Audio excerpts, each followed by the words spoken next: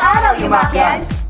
Ito ang programang mag-aatid sa inyo ng mga balitang nauuso at napapanahon. Mga lugar na may kaugnayan sa matalinong pamimili ng mga damit. At balitang pang-teknolohiya na makatutulong sa pang-araw-araw nating paghahanap ng inspirasyon sa ating pananamit. Ito ang programa para sa Yumakyans ng kasalukuyang henerasyon. Kaya tara na, tumutok dito lang sa Heronasyon! Magandang araw mga Yumakyans! Isa na namang araw ng pagbabalita, isa na namang araw ng pagbibigay sa inyo ng mga bagong kaalaman. Narito na ang maghatid ng mga balitang tiyak na inyong kagigiliwan. Ito ang Yumaklohokan! Mga Yumakyans, wastong pananamit ang isang sangkap na ating kailangan upang mapanatili at mas lalo pang tumaas ang ating kumpiyansa sa sarili. Ngunit bilang estudyante, kinakailangan pa din nating sumunod sa pamantayan na ipinatutupad ng ating universidad pagdating sa wastong pananamit. Taon-taon maraming estudyante ng University of Makati ang nakukumpiskahan ng ID dahil lamang sa hindi pagsuot ng kanilang uniforme. Ayon sa Center for Student and Cultural Affairs o CESCA, hindi raw komportable ang mga estudyante sa kanilang uniforme kaya mas pinipili nilang magsuot ng sibilyan. Hindi natin kailangan labagin ang batas ng universidad upang pumorma. Kaya naman mga Yumakyans, narito ang ilang mga paraan na maaari ninyong gawin upang bigyang buhay at ibang anyo ang inyong mga uniforme at mapanatili ang inyong kumpiyansang humarap sa kapwa. Una, ipaayos ang uniforme na ayon sa inyong katawan.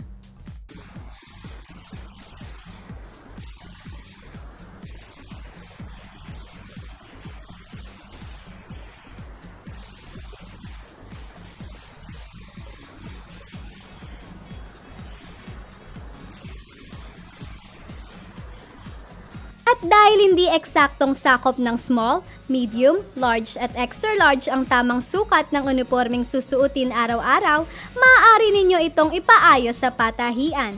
Siguraduhing tamang-tama ang sukat nito sa inyong katawan upang hindi masayang ang bayad at para na rin makita ang tunay na hugis ng inyong katawan. Ikalawa, magsuot ng iba pang klase ng damit bukod sa uniforme.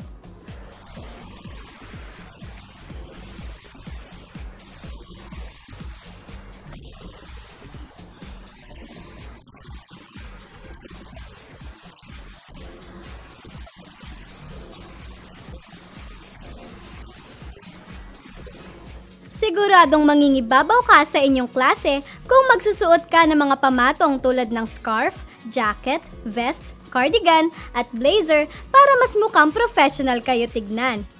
Ikatlo, maglagay ng accessories.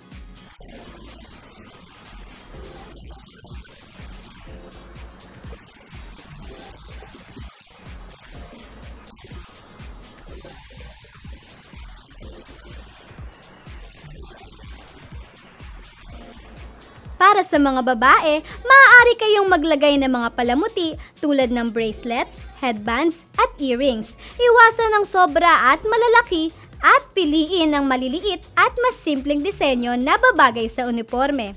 Less is more naman ang dapat tandaan ng mga kalalakihan. Sapat na ang relo at isa o dalawang bracelet para sa araw-araw na pagpasok sa universidad. Ikaapat, baguhin ng ayos ng inyong buhok.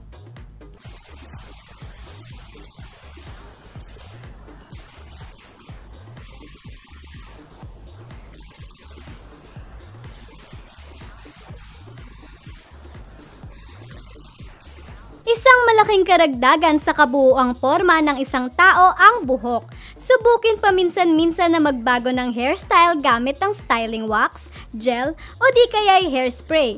Ngunit huwag kalimutang ibagay ang ayos ng inyong buhok sa suot na uniforme. Mga Yumakyans, ilan lamang yan sa mga paraan upang makapanamit ng naayon sa uso nang sumusunod pa din sa mga patakaran ng ating universidad. Tunay nga namang mas masaya mag-aral kapag ikay kaaya-aya sa paningin ng kapwa at may kumpiyansa sa sarili. Isa na namang araw ng pagbabalita, isa na namang araw ng pagbibigay sa inyo ng mga bagong kaalaman ang nagdaan. Patuloy kayong tumutok dito lang sa Yumaklohokan, ang maghatid ng mga balitang tiyak na inyong kagigiliwan. Ako, si Zaira Danyas, susunod na ang F2 Feature.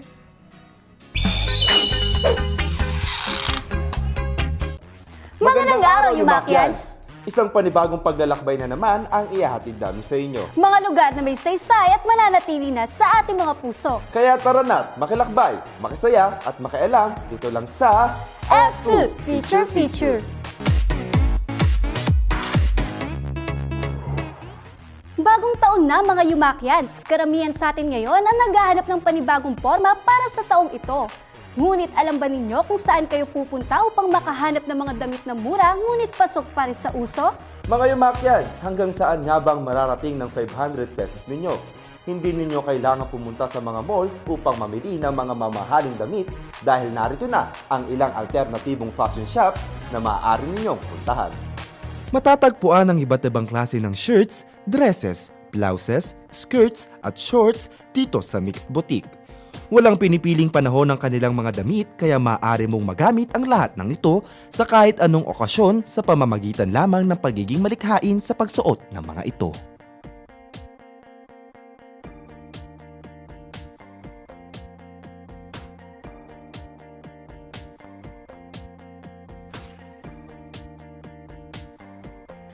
Kung mga palamuti naman sa katawan ang hanap ninyo, tara na at mamili sa Forever Wishes sa Chandisitas. Naggaganda ang mga kwintas, singsing at bags naman ang kanilang mga tinda. Mayroon din silang Instagram account kung saan maaari ding bilhin ng mga taong hindi nakakapunta sa kanilang physical store.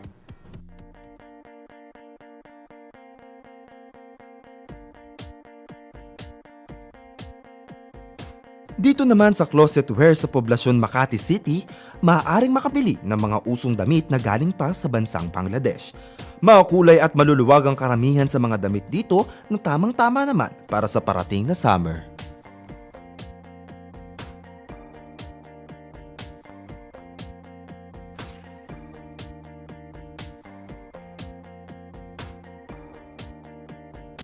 Mga Yumakyans, hindi na natin kailangang lumayo at bumili sa mga mamahaling malls para makamit ang usong forma ngayong 2015. Tama ka dyan, partner. Kinakailangan nating mag-ikot ng mabuti upang makahanap ng mga bilihan na tiyak pasok sa ating mga budget. Mga Yumakyans, kayo ay nakilakbay, nakasaya at nakailam dito lang sa F2 Feature. What's up mga Yumakyans? Ito muli si Diane Kane, ang maghahatid sa inyo ng mga latest apps na sigurado magagamit at ma-enjoy ninyo. Handa na ba kayo para sa ating featured smartphone application ngayong araw? Tutok lang dito sa What's Up? What's App?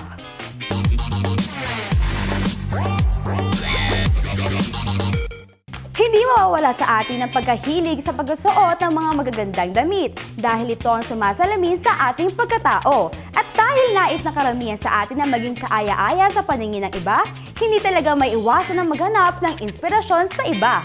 Isa si Brian Bonnie Pequeña II sa mga Yumakyans na mayroong personal online blog.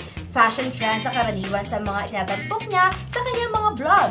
Paano niya kaya napagsasabay ang vlogging sa kanyang academic life?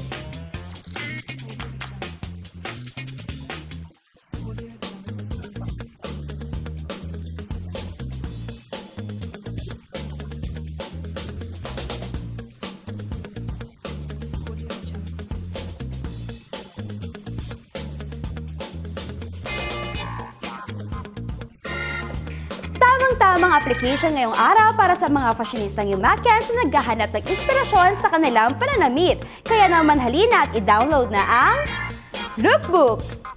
Ang Lookbook ang nangungunang fashion application pagdating sa pagbibigay ng inspirasyon sa mga taong mahilig pumorma. Maaari ninyo rin ayusin ang lalabas ng mga imahe depende sa forma na iyong gusto. Ilan sa mga pagpipiliang forma ay ang casual, preppy, sporty, retro, chic at formal.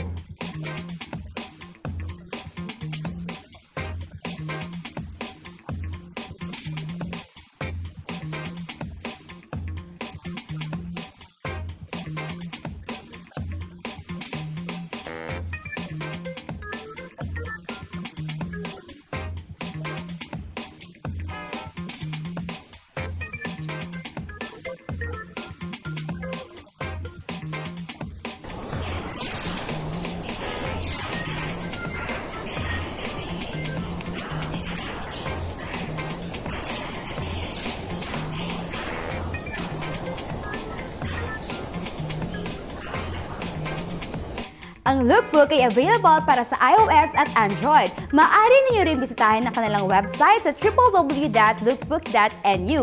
Ngunit tandaan, nagsisilbing gabay lamang ang application na ito para sa tamang pananamit at sa huli sa atin pa rin nakasalalay ang susuotin nating damit. Muli, ako si Diane Kane para sa What's Up? What's Up? Dito pa rin sa Herenasyon. Maraming salamat sa pagtutok.